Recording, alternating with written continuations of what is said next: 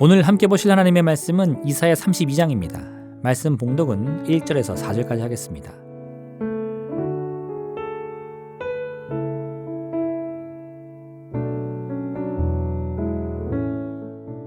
보라, 장차 한 왕이 공의로 통치할 것이요 방백들이 정의로 다스릴 것이며 또 그 사람은 광풍을 피하는 곳, 폭우를 가리는 곳 같을 것이며 마른 땅의 냇물 같을 것이며 곤비한 땅에 큰 바위 그늘 같으리니 보는 자의 눈이 감기지 아니할 것이요 듣는 자가 귀를 기울일 것이며 조급한 자의 마음이 지식을 깨닫고 어눌한 자의 혀가 민첩하여 말을 분명히 할 것이라. 아멘.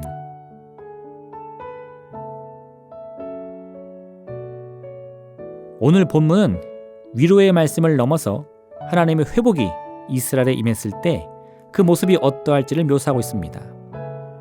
하나님의 치유와 회복이 임할 때 이스라엘에서는 불의가 사라지고 계속되는 광풍이나 폭우 같은 문제 앞에서도 넉넉히 이기는 단단한 모습이 될 것입니다. 특히나 이사야가 강조하는 것은 온 땅에 하나님의 정의와 공의가 가득한 모습입니다. 그때의 정의가 광야에 거하며 공의가 아름다운 밭에 거하리니 공의의 열매는 화평이요 공의의 결과는 영원한 평안과 안전이라. 그렇다면 하나님의 정의와 공의가 가득한 나라는 어떤 나라일까요? 이사야는 그 나라를 이와 같이 설명합니다. 이리와 어린 양이 함께 먹을 것이며 사자가 소처럼 짚을 먹을 것이며 뱀은 흙을 양식으로 삼을 것이니 나의 성산에서는 해함도 없겠고 상함도 없으리라. 여호와께서 말씀하시니라. 하나님의 정의와 공의가 가득한 나라는 우리가 흔히 생각하듯 법치국가의 모습이 아닙니다.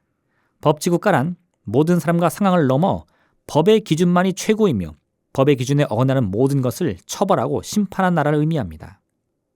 그렇기 때문에 법은 서로 다른 사람들의 상황과 환경을 일일이 신경 쓰지 않습니다. 부자의 죄나 가난한 자의 죄나 모두 똑같은 죄로 취급합니다. 물론 이런 모습은 모든 사람들에게 동일한 기준을 제시하는 공평한 나라의 모습처럼 보일 것입니다. 오히려 부자의 죄나 가난한 자의 죄를 달리 평가하는 것이 불공평한 일이라고 말입니다. 그런데 이사야는 하나님의 정의와 공의로 가득한 나라를 이런 법치국가의 모습으로 설명하지 않습니다. 만약 하나님의 정의가 이런 법률 조항들을 모두에게 똑같이 적용하는 것이라면 하나님의 자비와 은혜는 아무런 소용이 없기 때문입니다. 죄를 지은 사람은 그가 누구이며 어떤 이유로 죄를 범했든 상관없이 그가 저지른 죄값에 합당한 처벌이 반드시 임할 것입니다.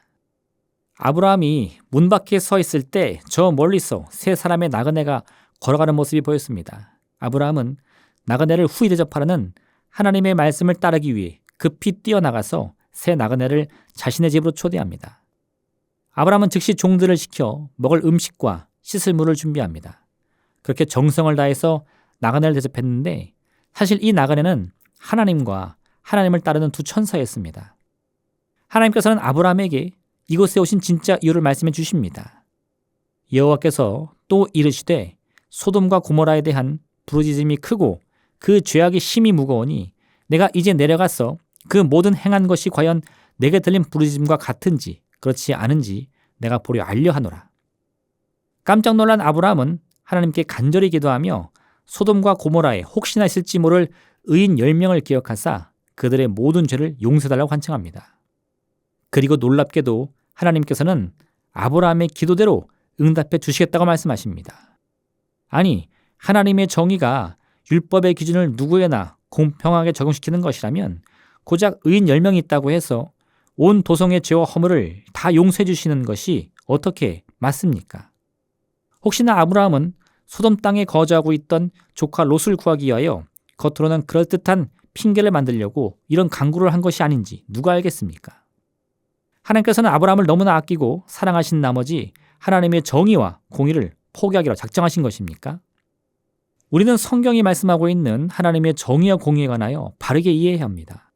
하나님께서는 어떤 상황이든 또는 누구에게든 율법의 기준을 공평하게 적용하는 것만이 정의이며 공의라고 말씀하지 않습니다.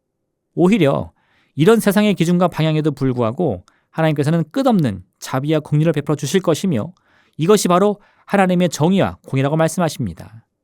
에브라임이여 내가 어찌 너를 놓겠느냐. 이스라엘이여 내가 어찌 너를 버리겠느냐.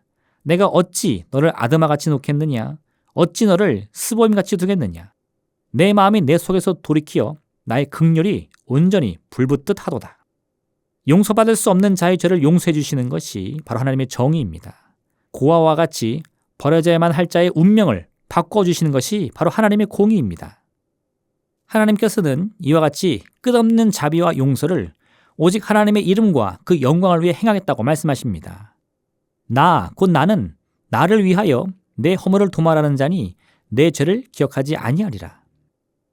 그래서 이사야는 하나님께서 하나님의 정의와 공의로 다스리시는 그 나라는 율법이 최고인 나라가 아니라 이리와 어린 양이 함께 뛰놀며 사자가 소와 같이 짚을 먹을 것이고 어떤 해함이나 상함도 없는 나라가 될 것이라고 말한 것입니다.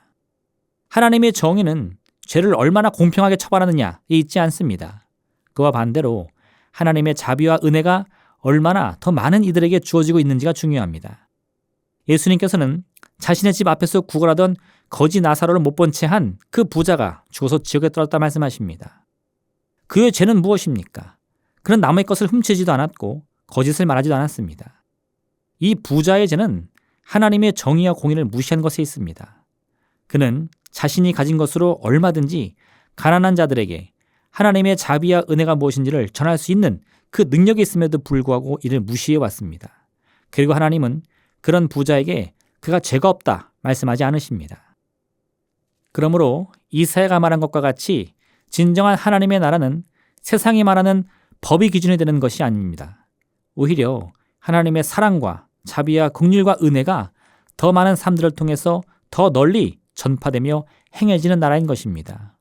사두개인과 바리새인들은 간음하다가 잡힌 여인을 돌로 쳐 죽여야 할 삶이라고 지목했지만 예수님께서는 그런 여인이라 할지라도 하나님 나라에서는 죄를 용서함 받고 새로운 삶의 기회를 얻어야 한다고 말씀합니다.